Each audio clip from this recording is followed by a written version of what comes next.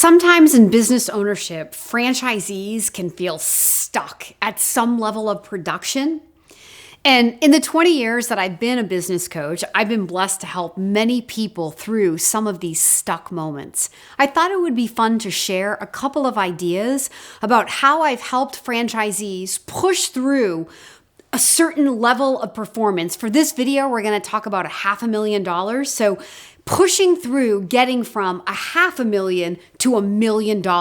What are some things that you can do? So my first recommendation for moving past a stuck point, it's a simple one. Set a higher goal. Again, using $500,000 as this is the point I can't break through. How do I get to that $1 million goal? First of all, set the goal. My guess is if you're struggling to get to $500,000, then $500,000 is your goal. What's going to happen when you set that goal to $1 million is you're naturally going to expect more. In some cases, you don't even have to do anything else but set a higher goal, and you will raise your own level of expectation, and in the end, you will get past that $500,000.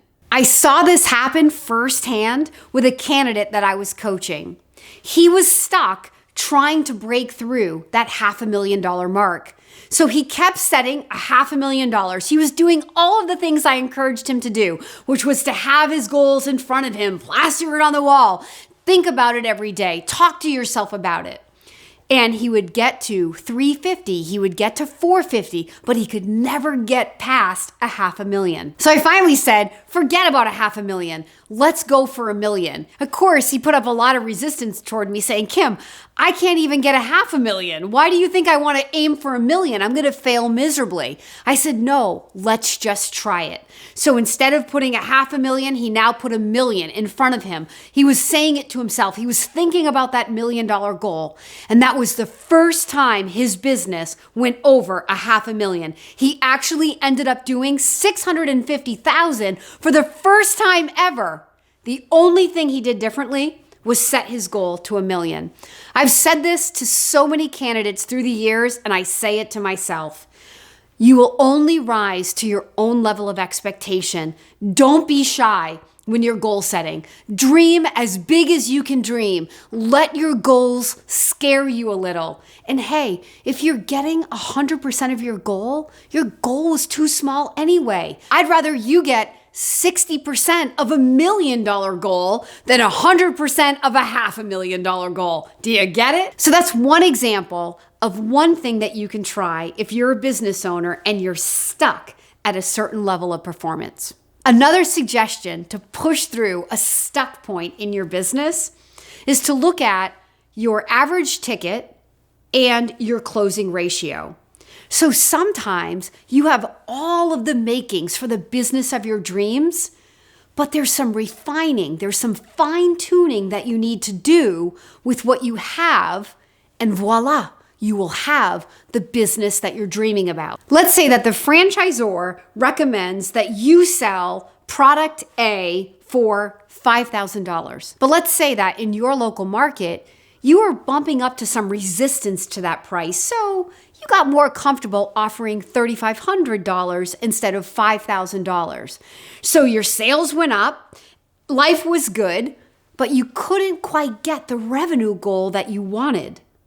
When you look back at the number of orders that you had or the number of customers that you brought in, could it be that if you figured out, instead of lowering your price, how to get your price to that average ticket of $5,000, that you could have the revenue that you want with the same amount of customers that you already have? That would be amazing. Sometimes it's a simple trick. So how do you do that? If you are bumping into resistance due to competition, or you just feel like that price point in your market doesn't work, that's a sales training thing. I say, don't be bashful about being the premium value. People will buy value. Don't cut your price because of competition or because you think people won't pay it. Figure out how to set up your sale as the premium value and get that $5,000 ticket. The other thing to look at is your closing ratio. If your closing ratio is less than 50%, I always tell people then you're working way too hard.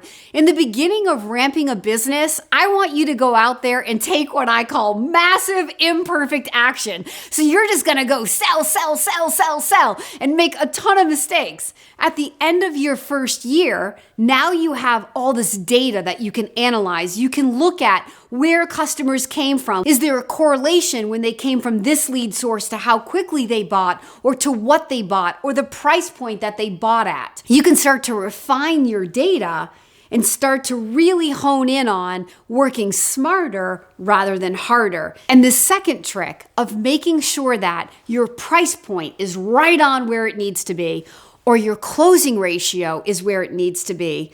These little tricks are so simple. This is the art of refining what you do as a business owner, and it's what can help you to work smarter rather than harder. You may be sitting on $1 million business with what you already have. It could be as simple as refining what you're doing to produce a better result. If I can play a role in being your business coach to help you go from $500,000 to $1 million, or to break through whatever stuck point you are in, I want to be your daily coach. Please follow the email on the screen below. I look forward to meeting you.